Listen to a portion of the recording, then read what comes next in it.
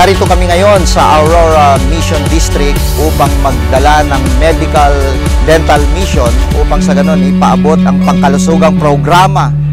Dahil isa sa mga ministry ng United Methodist Church ay yung Ministry with the Poor para maabot yung mga kapatid natin na malalayo na kung saan ay malayo sa mga ospital, malayo sa mga medical services at ito yung ginawa upang sa ganun ay maabot itong mga kapatid nating ito.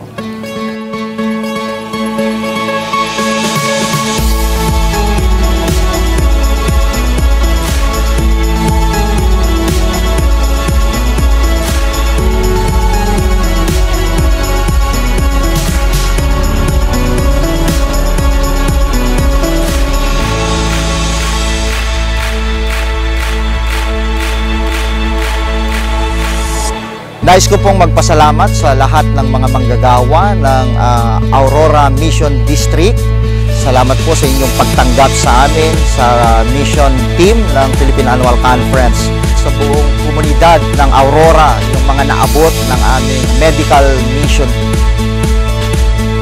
Aming gagawin ang aming makakaya upang taon-taon sana ay makaabot kami sa mga komunidad at mga kapananampalataya namin dito sa Aurora Province sa pamamagitan ng medical mission.